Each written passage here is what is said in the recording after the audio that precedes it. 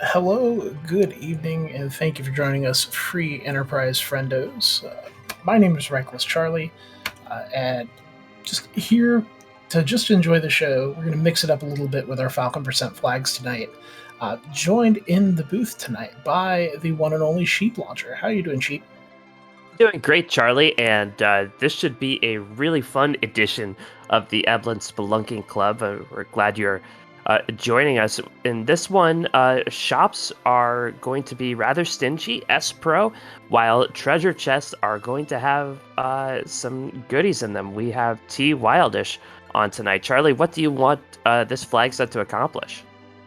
So we're just changing the dials around a little bit. The last time around, with our last rendition of this, we tinkered around with no free bosses. This time around, we're playing around with the loot aspect of it. Normally, you can find some pretty useful things in shops in the overworld, like your elven bows, your mute arrows, your cursed rings, even. And now those are going to really only be relegated to the Eblan shop. So people are going to be a little more reliant on what they find out of boxes, and uh, it'll be a little bit more too on trying to keep a good anchor down, just to make sure that you can kind of get through some of these nastier bosses. So, with this Edward start, what else are you hoping to see, Sheep? If you as you kind of go through the first parts of the season. Well, the first thing is, of course, the spoon flag is on, so a starting spoon would really kickstart this party into gear. But yeah, for Edward, I'm looking for any kind of decent bows and arrows to get a little bit of offense. Although, as a commentator, I'm really hoping that Edward gets paired up with Iridia, and that our runners have to scramble for early firepower. Absolutely, we could very well see a Team 90 HP out of the gates, and um, but with T Wildish too, I think there's a pretty real possibility that the runners kind of stumble on some samurai bows or arty bows. So we'll kind of see how things play out. Yeah, and it looks like our runners are underway. We are glad to have you with us. And it's an Archer special. Eddie with Rosa, the guards hand us a spoon. Oh, you called it. The that spoon will be super helpful in getting through some of these early game checks, and potentially, depending on if our runners can pick up a glass hat, uh, really be able to leverage that going forward through the rest of the season. Yeah, really anything that would allow Eddie to take a punch or two, even a nice robe, definitely the glass hat, which would make him almost invulnerable to anything on the overworld. Yeah, that spoon will be getting ready to do some work. Do want to thank our restreamer Harumph and our tracker eNinja81 for doing the hard work behind the scenes, and both of our runners go to Damsian first. Indeed. So there's notably a sylph that was picked up. So if there is a Rydia that comes along, that it's another real possibility. Although more often than not, folks will tend to keep Rydia as a good anchor. But the sylph glitch is enabled, so that's another possibility if you have to get through something, say like a CPU at the high hit point Ruby spot. It's just another good tool to work with. And not much else of note in there. Karate Gi and a Gaia hat, but none of those immediately useful. The T Wildish means that the treasures are weighted a little bit more heavily in out of the way places. Damsian is not one of those out of the way places. You kind of need it to get the hovercraft. So we can expect our runners to take a visit to the Watery Pass, and maybe Castle Eblan sooner rather than later. Absolutely, Damsian, like you mentioned, the tier is not quite as good, but the density is very very kind. So it's pretty common spot early game. We see Dave diving down Antlion, and we'll get our first peek to see what characters up on Hobbs. Yeah, our runners are Enja Dave and Judge Joe, both familiar names from the last tournament, if you're joining us from there. And Judge Joe, going up to Mount Hobbs, decides he wants an engineer on his team. Indeed, this fight shouldn't be too bad.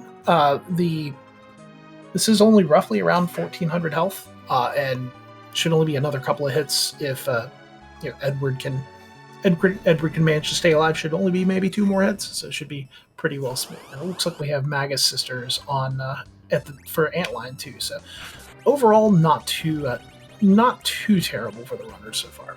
Yeah, and you're seeing the power of that early game spoon. Edward already swinging on Edge of Dave's side for almost 1,000 a slice, just cutting right through the sisters. Meanwhile, Judge Joe pierces right through Valvalis. At that spot, her physical defense, when she is in her tornado form, not invulnerable, so Judge Joe may be able to make mincemeat out of her. Indeed. So it looks like we're going to have to go elsewhere for the hook. Looks like it is only half a forge, and it's not something we'll get to see this seed, unfortunately, kind of with the way that the flags shake out.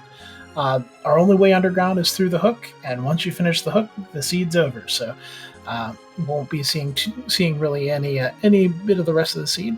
But the overall, like, wondering kind of now if we see maybe our runners kind of cross paths from this point.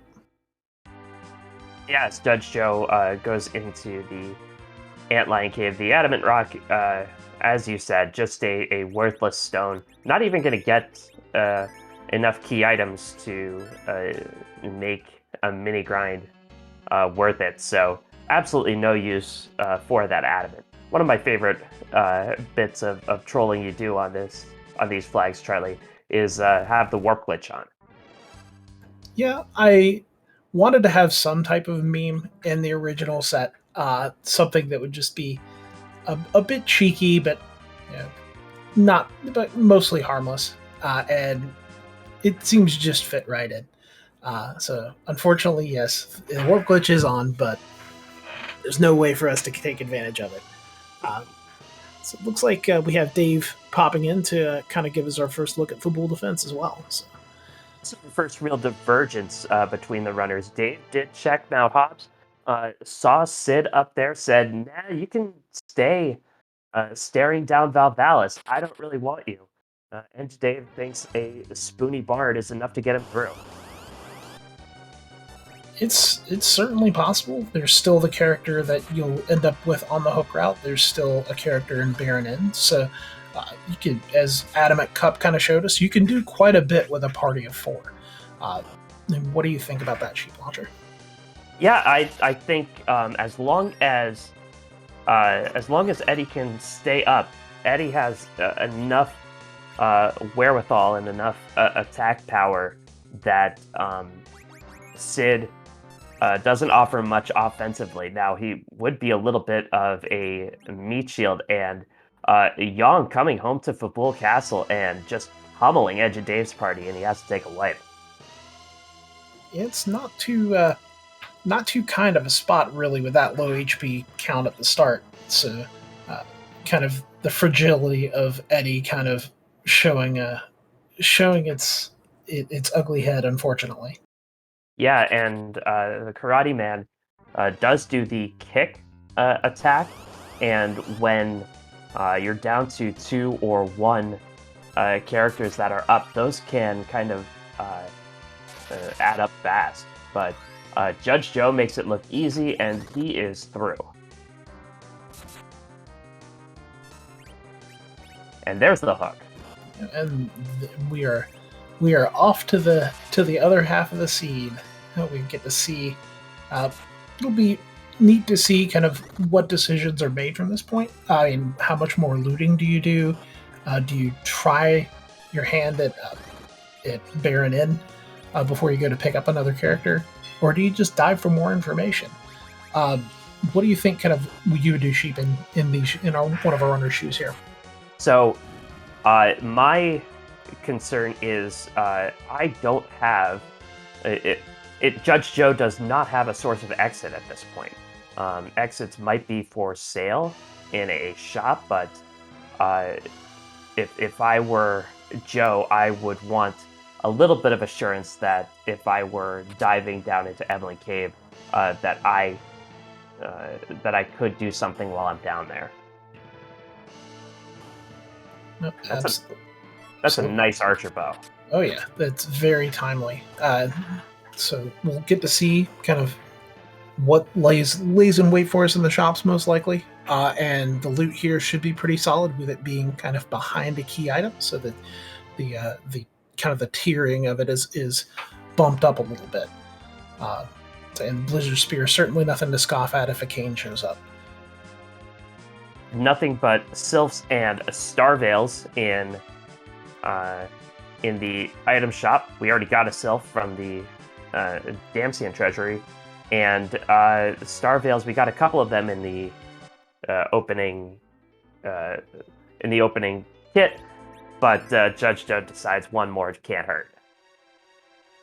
Absolutely, and that's Curse Ring is quite a find. As we kind of alluded to earlier, this is the only spot where you can find curse rings for this particular seeds, or for this particular flag set, is in the gated shops.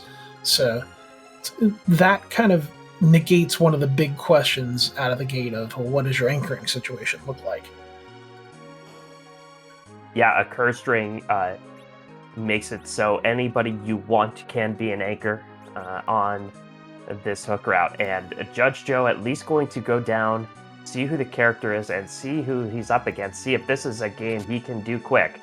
And that's Dr. Lugay in the second spot. An interesting boss to find at the Rubicante spot.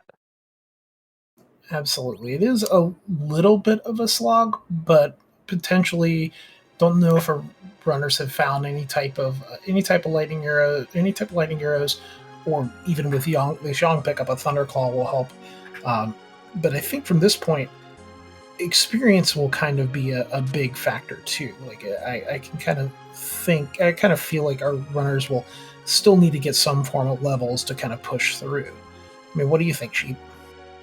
Yeah, Dr. Lugay at that spot has some physical prowess with both the Balnab and Lugay pummeling you. It's a little quicker than you expect. I don't know if I'd feel confident tangling with it this early, but it looks like Judge Joe is going to do an extensive job looting out Eblan Cave. Absolutely. With the shops not really holding much, it kind of makes sense. You have to take a flyer, try to get some goods from the boxes, and that's also to kind of what I was hoping for with the flag set. So good to kind of see that come about, and it's just an interesting wrinkle to things. And Charlie, as you were saying, Judge Joe looking through his arrow supply to see if he had any lit arrows that could apply to Dr. Lugay, and no dice. He's got some ice arrows, he's got some poison arrows, some charm arrows, but no lit arrows. And I think one of our runners got a thunder rod from somewhere, but I don't know if either of them has gotten a thunder claw. But Judge Joe is going to press on valiantly. In case you joined us late, we did start with a spoon. The spoon flag is on, so Edward will be slicing and dicing. We'll see if that's enough to get Judge Joe through the Mad Ogre's fight first. Indeed, there's the very real possibility that Starveils can be used, at least on the back half of Lugay, to help kind of reflect some damage, to help whittle that massive HP total down a little bit. It's good here too, because we'll get to see kind of what this first boss is. And this first boss in the King Queen spot, well, normally it's a scripted fight with very low damage. Well, in the randomizer, it can hit very, very hard. Yeah, the physical damage of this spot, as with most spots that are scripted or purely magical in the vanilla game, the physical is just dialed way up to 11. So the first spot can hit hard. Depends who it is here. It's a doozy, and it's Antlion. Oh, this is gonna be gnarly. Ooh, and then this one for the viewers, one for commentators, but being in the racer seat is not necessarily a spot where I'd want to be. This is seeing an antlion this early with kind of the low HP totals, and you kind of have to chew through about 6,000 health. It's quite a bit of an ask at this point. Yeah, and the antlion just one-shotting everyone. Indeed. Yeah, it looks like Dave is going over to Baron Inn, where we see Baron guards and Kane being kind of held captive there. So should be a nice find, get a decent HP character, and maybe from here we could potentially see him go after some trap chests, because while like Avengers are very much on the table in trap chests, and it's a possibility for to get up on the XP as well. And Plague in the second spot here at Baron Inn, with the amount of damage that Eddie is putting out, should not be a problem. This spot very slow. Yep, thankfully so. Overall, fairly kind Baron Inn, and you're spot on. This should be fairly smooth. You may have to, like Dave is doing, kind of kill off a character, bring them back, kind of reset that count, because it can be a bit nasty. Unfortunately, as we see, Dave took a wipe here, but should be able to dive right back in kind of quickly now that he knows that it's there, and can be a little more prepared for it. Yeah, the kind of agility at that spot can kind of work against you. It's tough to fully anchor for a Plague at that spot, so what Dave did was turn the battle speed down. Is there any other precautions you think Dave should take before taking on that Plague? Another option is to try to slow anchor if you can. I don't believe Dave's been down to Eblan Cave just yet, so I don't think he's seen the curse rings that are for sale. I don't think he's found one either. But slow anchoring in the spot will kind of bring things back down to a more manageable pace. But outside of that, like, you can try to kill off characters, bring them back, or get up a Star Veil to reflect the counts. And it looks like Dave's doing just that. So now Plague should just keep trying to reapply that count. Yeah, that's where the slowness of this spot comes into play, where Dave did not mess around, got a Star Veil off. If Dave can get just a couple of shots off. Oh, and Dave is going to try a hide strat. Indeed, yeah, you should be able. Yep, then there it nailed is. It. Very well done. That was impressive. It's certainly not something you see every day. It's quite the play. Joe, meanwhile, getting some experience on these Mad Ogres.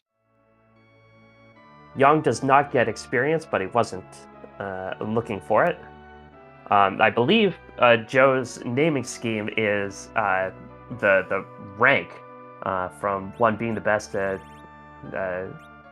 12 being the worst of the characters for for this particular flag set, and Young is a 10 to Judge Joe.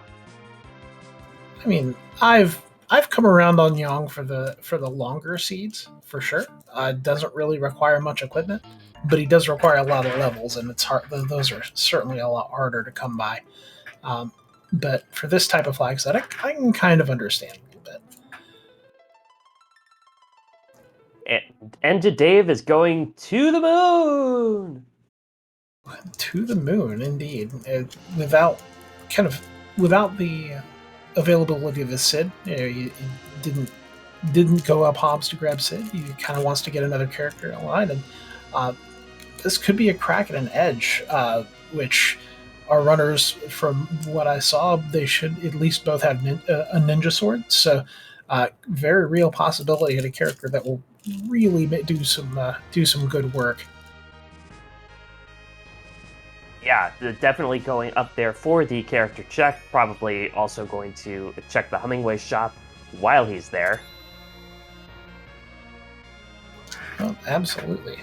We definitely wouldn't mind seeing a Cecil or an Edge here, although Cecil likely would mean that you'll want to slog through ordeals as well. Um, what else kind of do you think you would like to see up here? Oh, I would like to see Iridia just for the ultimate troll move. Iridia would be probably the character that Enjade would least like to see at this point.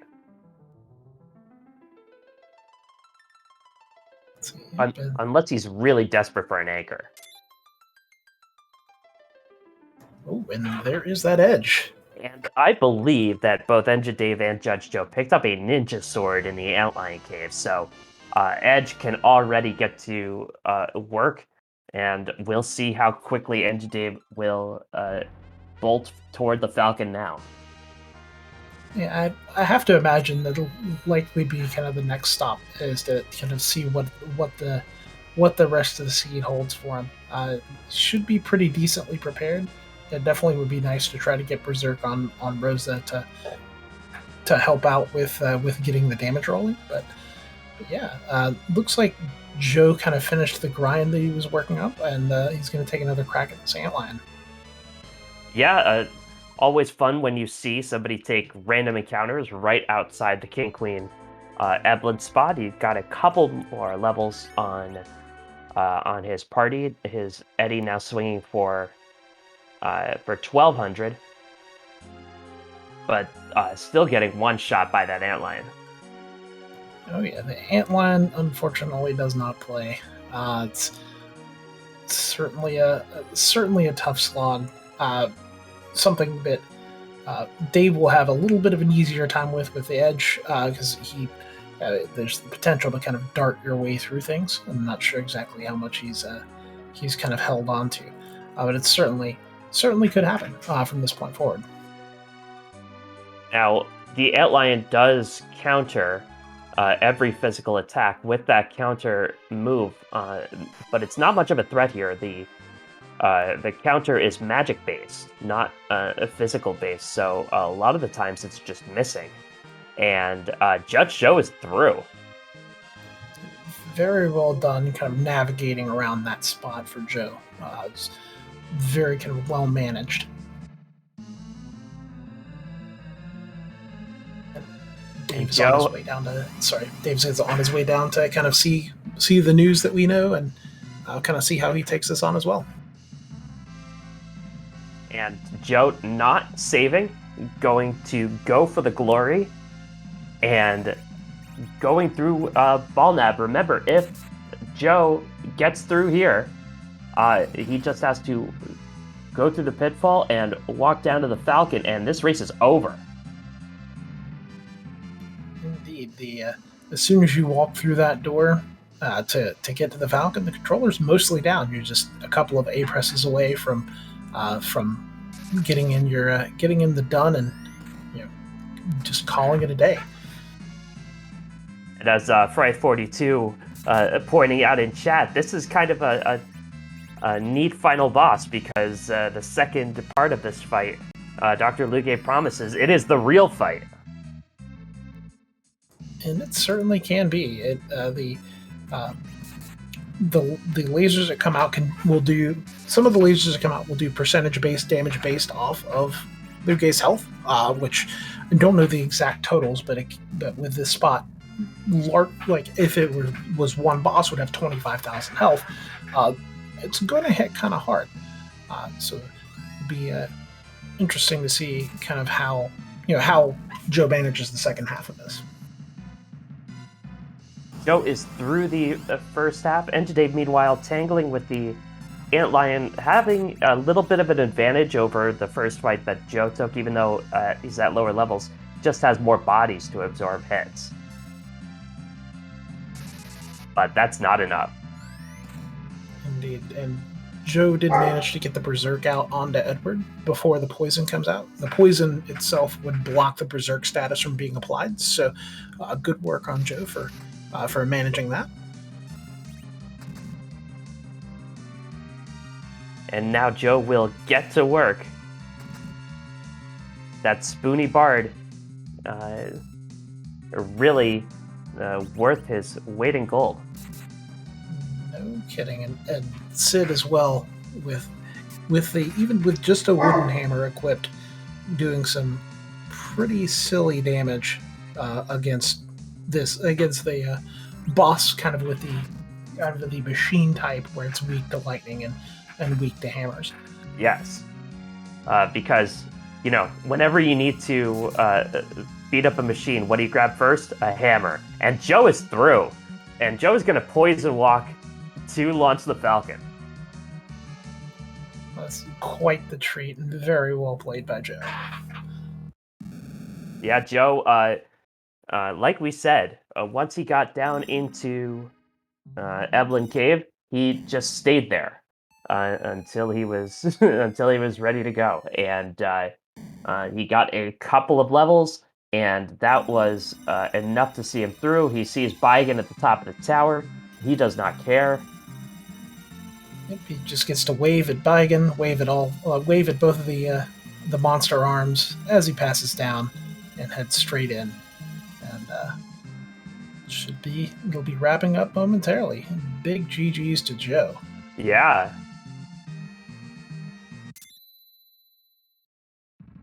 And Judge Joe has done it. Comes in first place with a time of 23:56. GG's to Judge Joe. We'll see if he wants to talk after that brisk walk.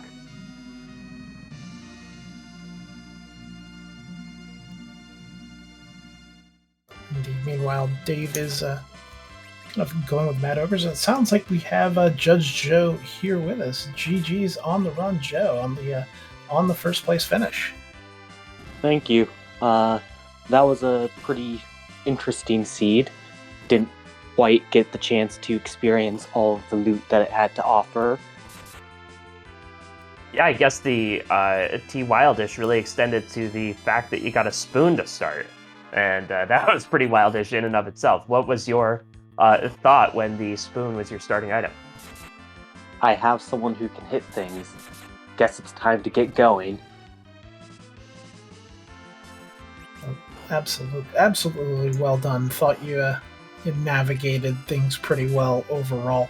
Kind of take us through kind of your thoughts on, once you kind of got the hook and dove down, if you can take us through kind of what your thought process was kind of for the back half of the seed. So, got the hook in the just free checks and got the character of Yang, who Yang is the last character I wanted to see. There's a reason he was number 10, and that's because I rank him worst. But it gave me a character, and with the characters I had, I pretty much knew that most things I can get through. There was a curse ring in the shop. That meant agility isn't that bad. If there's an evil wall or a DKC in the first spot, fight's done. Dr. Lugay's free. I have Star Veils if need be for the second part. Pretty much I was ready to just go.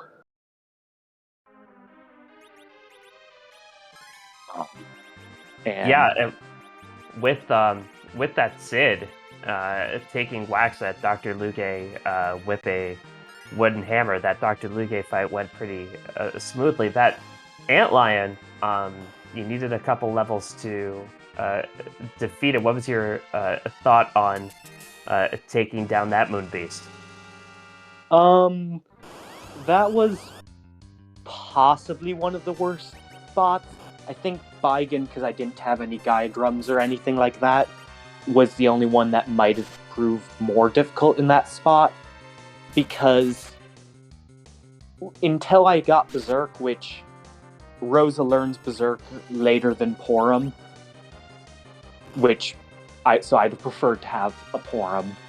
I went to see if I was able to go and just do a little bit of a fudge it through by just swinging and chucking life potions at people, but after one or two tries, it realized that it's not going to happen, and just ran around until I had Berserk. I definitely understood. It's kind of interesting to see kind of the different take on getting the levels rather than having to worry about going out, clearing trap chests, and taking kind of that significant amount of time finding the traps and clearing through the traps. Just kind of cutting to the chase. Like you had all the tools you needed, and you were able to kind of leverage them pretty well overall. So I thought it was very well done from start to finish. Thank you. Yeah, with the worst shops, that meant I didn't get any of the lovable Bacchus or Sirens or Hourglasses or Coffins. Hourglasses and Coffins are the big ones for me if I'm going to go trap chests. I did a little bit of Eblan Cave looting. Wildish, there's a chance of an Hourglass. If I had that, I'd have hunted the 4 Mad Ogres to go and do that for my levels, but without easy access, I'm not walking all the way out for the levels I need, and I don't need that much. Well, I guess the last question I have for you, Joe, is when are you gonna start looking out for that pitfall?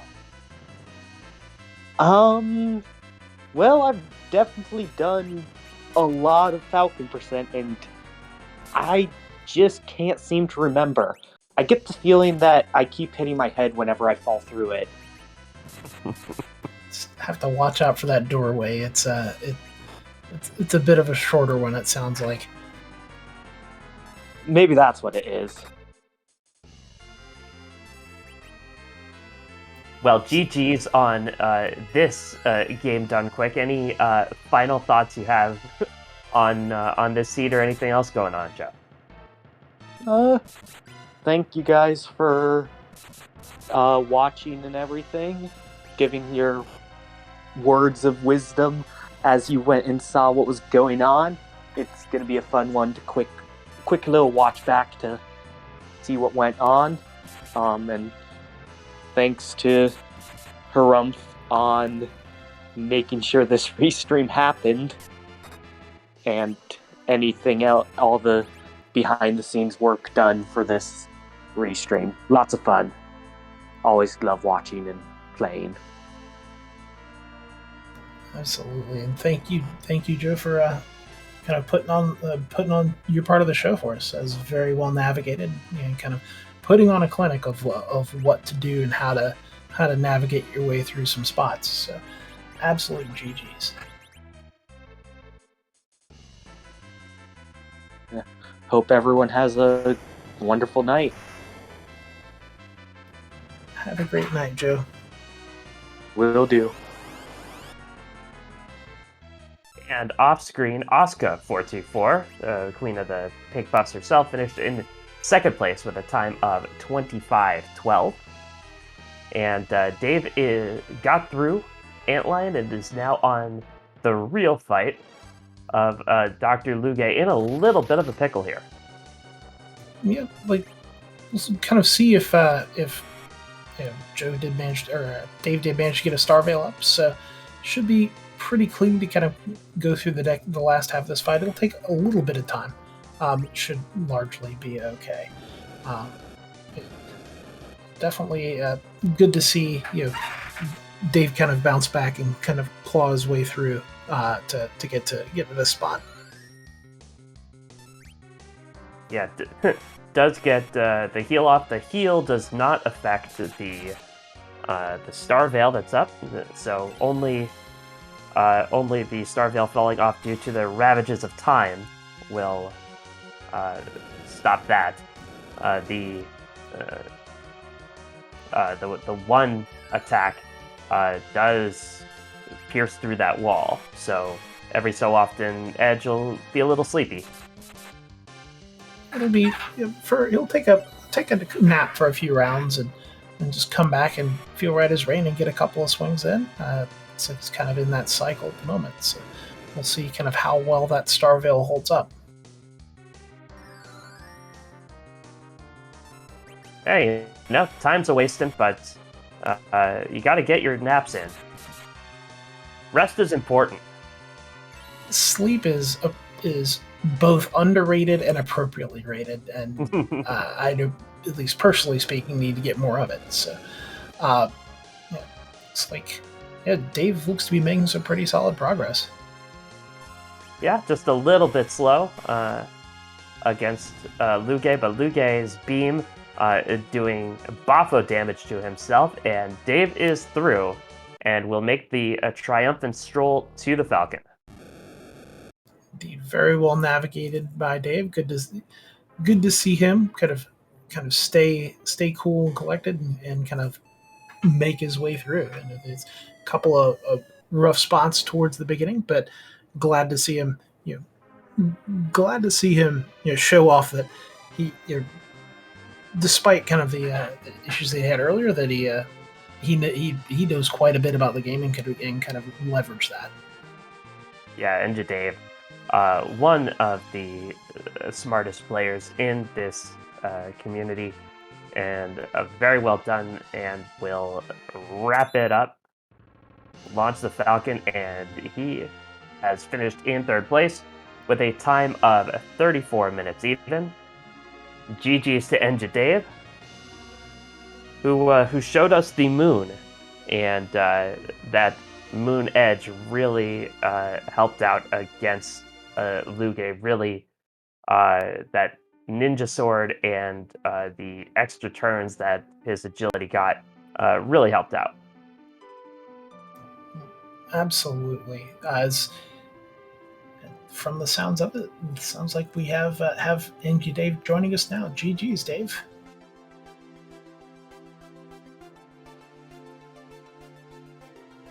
So, if you can, Dave, it's very kind of well done, kind of picking up kind of from the tough spots that you kind of had earlier on, but definitely good to kind of see you pushing forward. Kind of what, if you can, kind of take us through your thoughts, kind of starting out through everything.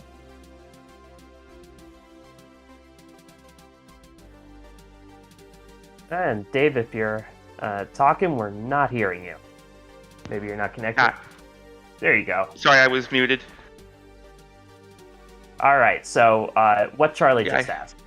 Yeah, I heard the question. I just couldn't talk. Oh, never mind.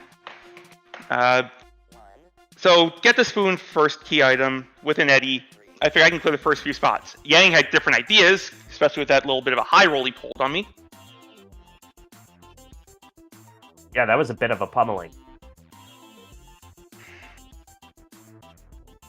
It's a bit unfortunate on the rolls for sure, and kind of interesting too to kind of see kind of the choices, like the decisions that were made. It was so, and also good to see kind of the darkness dive, kind of the dive for the character paying off. Yeah, that was a save. I'm resetting if it's anyone but a ninja. Unfortunately, I got greedy there. I should have just chucked the spoon right away. I thought I could hold the spoon to short the second phase of Luge. I didn't feel like dealing with sleep, and all the counters and stuff. Yeah, it was it was repetitive but effective in the end. That's why I didn't dart it right away. I was hoping to short that. Yeah. Now, when you initially got the hook and you went into the Eblan cave, what were you looking for down there? And you kind of left after seeing it was Luge. What would have enticed you to stay? Something that made me think I could actually get through the fights. I wasn't confident I could get through with the party I had. And I had Eddie, who was just gonna get blown up by whatever's at the first spot, unless it's like King Queen. Base level Yang, whose damage would generously be called damage, and Rosa. Absolutely. Yang, at that point in the game, will hit for digits of damage. Yeah, maybe literally even, tens. Yeah, maybe even 2 digits worth of damage.